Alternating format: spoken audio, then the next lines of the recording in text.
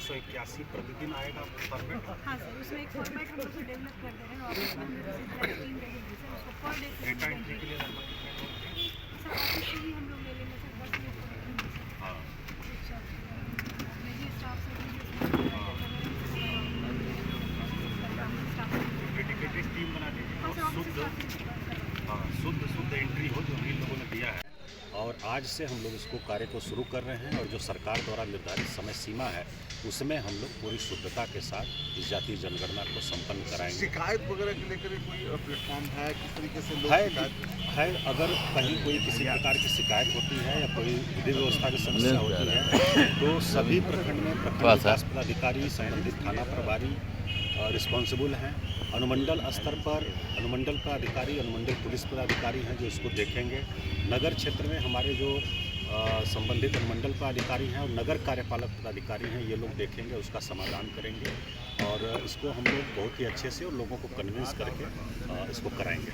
Marking का sir क्या होगा, मकान पर मार्किंग का? मकान की मार्किंग की जा रही है, फर्स्ट फेज में वही की जा रही है और एक जो हमारा गणना ब्लॉक है उसमें औसतन हम लोगों के 150 मकान लगभग सर सामने देखते। शहरी क्षेत्र में कुछ अधिक हो सकते हैं और औसत हम लोग देखें तो 150 लगभग मकान है, 700 की आबादी लगभग है। तो उसके लिए 14 दिन का समय है नंबरिंग करने का और जो प्रपत्र है उसको भरने का, तो पर्याप्त समय है, इसको हम लोग भरेंगे।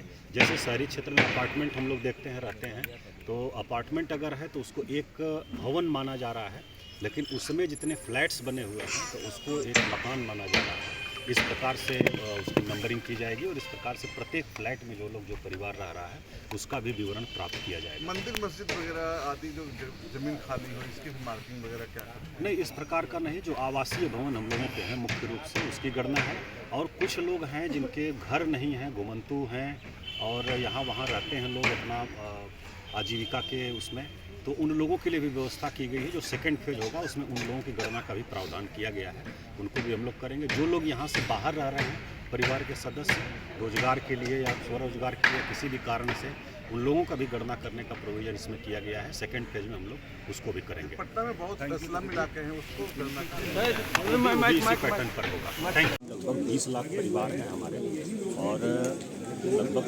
हम 12,696 गणना ब्लॉक बनाए गए हैं और 12,696 हमारे कर्मी लगे हैं। लगभग 2,000 हम लोगों के सुपरवाइज़र लगे हैं जो इसका अनुश्रवण करेंगे और फर्स्ट फेज हमारा 7 जनवरी से शुरू हो रहा है जो 21 जनवरी तक चलेगा। इसमें हम लोग प्रत्येक गणना ब्लॉक में घर की गणना करेंगे और परिवार कितने हैं उसकी गणना करेंगे और उसके बाद उसकी डेटा एंट्री करेंगे। फिर सेकंड फेज में बाकी डिटेल हम लोग सामाजिक आर्थिक जो भी है वो डिटेल हम लोग सेकंड फेज में लेंगे। फर्स्ट फेज का काम आज शुरू हो रहा है, हम लोग की तैयारी शुरू है और इसको हम लोग सफलतापूर्वक और पूरी शुद्धता के साथ इसको संपन्न करेंगे। सर जैसे ये आपने 0-1 दिया है तो इस घर को, इसमें जो अपार्टमेंट है इसमें सारे लोग इसी में आ जाएंगे या अलग अलग मार्किंग? नहीं, ये भवन एक माना जाएगा और अपार्टमेंट जितने हैं वो मकान अलग अलग माने जाएंगे, उनकी नंबरिंग अंदर होगी अपार्टमेंट के पास और अभी भवन एक माना जाएगा। इसको एक नंबर तो अपार्टमेंट है, अपार्टमेंट को नंबर 1 हम लोगों ने इसको दिया है भवन नंबर या बिल्डिंग नंबर 1 हो गया। इसके अंदर जितने हम लोग फ्लैट हैं उनको फिर अलग अलग मकान के रूप में हम लोग मानेंगे और मकान के रूप में उनके फ्लैट के सामने अंदर मकान नंबर लिखा जाएगा।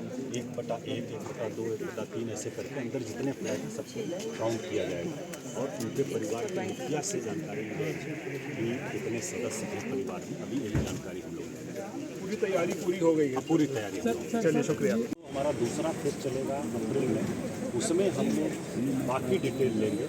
उसमें पूरे 26 कानून हैं और सब प्रकार की सामाजिक आर्थिक और उसके साथ साथ जाति की जानकारी ये हम लोग सेकंड फेज में लेंगे। क्योंकि आज हम लोग हमारा गणना ब्लॉक में, प्रत्येक गणना ब्लॉक में तो जितने घर हैं उन घरों की नंबरिंग करेंगे और परिवार की संख्या, मकान की संख्या और उसके बाद परिवार के जो मुखिया हैं उनका विवरण प्राप्त करेंगे। परिवार में कितने सदस्य हैं इसका प्राप्त ये तभी भी बनाया गया क्या सर, किस तरीके से आपके मकान की गणना से क्या? हाँ बिल्कुल, क्या फायदा? वो यही है कि शुद्धता इसमें रहे और बहुत ही स्टेप बाय स्टेप हम लोग बढ़ रहे हैं। जो राज्य स्तर से निर्णय हुआ है किसी प्रकार की त्रुटि नहीं हो और त्रुटि रहित गणना हो, इसलिए फर्स्ट फेज में हम लोग इसको प्रत्येक गणना ब्लॉक में कितने मकान, कितने परिवार हैं उसकी गणना कर रहे हैं और उसके बाद सेकंड फेज में हम लोग बाकी डिटेल उस परिवार से लेंगे। 2 फेज में इसीलिए किया गया है कि त्रुटि नहीं हो, उसका डेटा कंपाइलेशन भी